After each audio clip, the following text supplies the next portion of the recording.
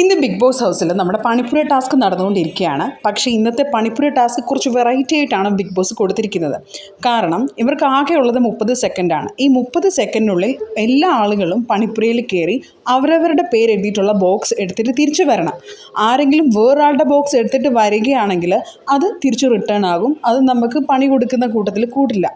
Next എന്ന് പറയുന്നത് ഈ 5 പേരും ഇതിനകത്ത് കയറി ഇറങ്ങിയിരിക്കണം. അല്ലാത്ത പക്ഷം ഈ ഒരു ഗെയിം ക്യാൻസലായി പോകുന്നതാണ്.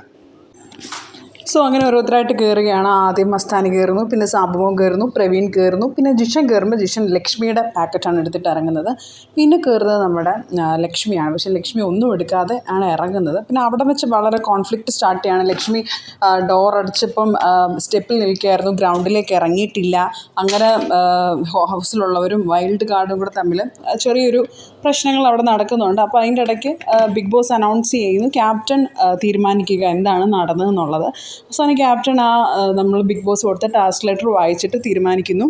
ആ സമയത്ത് ലക്ഷ്മി ആ ഡോർ ക്ലോസ് ചെയ്യുമ്പോൾ എന്തായാലും ആ മുറിക്കകത്തല്ലായിരുന്നല്ലോ ഉണ്ടായിരുന്നത്. സോ എന്തായാലും അവർ ആ ടാസ്ക് കംപ്ലീറ്റ് ആയി എന്ന് തന്നെ ക്യാപ്റ്റൻ പറയുന്നുണ്ട്. ഒത്തിരി അടിയും ബഹളവും ഒക്കെ നടന്നിട്ടാണ് ഇങ്ങനൊരു തീരുമാനത്തിലേക്ക് എത്തിയത്.